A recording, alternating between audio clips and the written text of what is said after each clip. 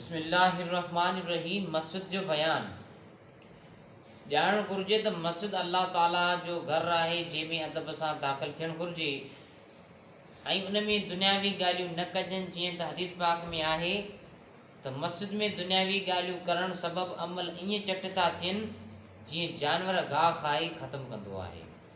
यानी मस्जिद में दुनियावी ॻाल्हियूं न करणु खपनि। मसलो मस्जिद में दाख़िल थियण वक़्तु पहिरियां साॼो पेर दाख़िल कजे ऐं पोइ खाॿो पेर दाख़िल कजे ऐं दुआ पढ़िजे।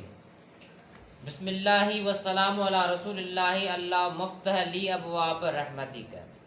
ऐं मस्जिद खां निकिरण वक़्तु पहिरियां खाॿो पेर कढिजे ऐं हीअ दुआ पढ़िजे, अल्लाहुम्मा इन्नी असअलुका मिन फदलिक। ए अल्लाह, मुंहिंजा बेशक सवाल करियां थो तोखां ॾों भलाई तुंहिंजी जो।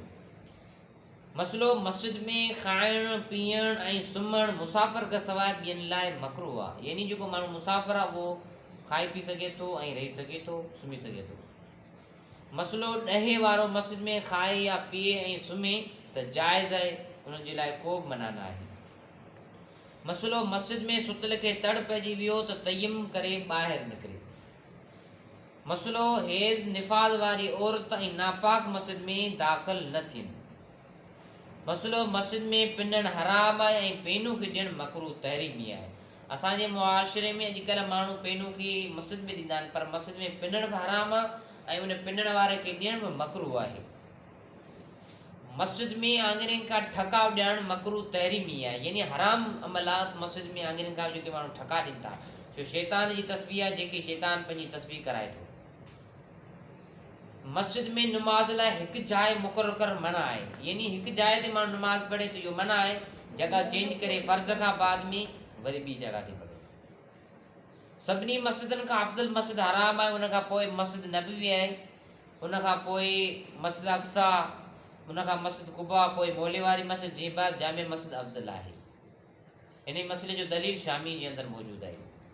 मसलो मस्जिद जेकॾहिं मोहल्ले वारी मस्जिद वीरान आहे त उनखे आबाद करण लाइ उते ई बांग सलात कजे, इहो जाइज़ आहे बिल्कुलु। मस्जिद जा चंद हक़ आहिनि। पहिरीं, माण्हू नुमाज़ ऐं ज़िक्र खां फ़ारिग़ मस्जिद में वेठा आहिनि ऐं वाइज़ हलंदड़ न आहे त वेठलनि ते सलाम चवे। जेकॾहिं को बि न आहे या सभु माण्हू नुमाज़ में आहिनि त हीअ अखर चवे, अस्सलामु अलैना मिन रब्बिना व अला इबादिल्लाहि सालिहीन। ममनू वक़्तु न हुजे त विहण खां अॻु 2 रकातूं नफ़ल तहय्युतुल मस्जिद पढ़े। नंबर 3, मस्जिद में ख़रीद फ़रोख्त ऐं दुनियावी कारोबार न कजनि। नंबर 4, मस्जिद में हथियार न खोलिजे। नंबर 5, गुम थियल शइ जो ऐलान न कजे। नंबर 6, दुनियावी ॻाल्हियूं न कजनि। यानी माण्हू को औलाद गुम थी ईंदो आहे या फलाणी शइ गुम थींदी आहे, माण्हू अॼुकल्ह मस्जिद में ऐलान कंदा आहिनि। मस्जिद में फ़क़ति जनाज़ जो ऐलान थी सघे थो, बाक़ी ॿी कंहिंजो बि ऐलान नथो थी सघे, शरी हुकम आहे। इमाम गज़ाली अहयाल उलूम में फरमाए थो त जेको शख़्स मस्जिद में अजायूं ॻाल्हियूं कंदो, क़यामत जे ॾींहुं उन खे घणी पेशेमानी थींदी। नंबर 7, माण्हुनि खे लताड़े अॻी सिफ़त ऐं पहचण जी कोशिश न करे।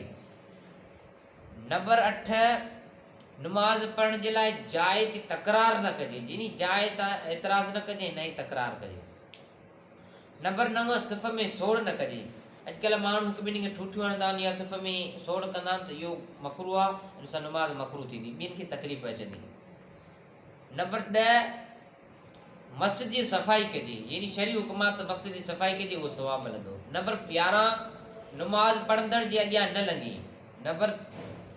नंबर 12, अङिरियुनि खां ठकाउ न ॾियारिजे। नंबर 13, मस्जिद में ॿारनि ऐं चरियुनि खे अचण खां रोके ऐं ज़िक्र घणो कजे। हिकिड़ो मसइलो आम आहे त अॼुकल्ह जा ॿार जेके आहिनि, ॿारनि खे न रोकिजे। इहो हिकिड़ो हुकुम आहे त जॾहिं ॿार नंढड़ा नुमाज़ ते हिरंदा त वॾिया उनजो मुस्तक़बिल थींदो।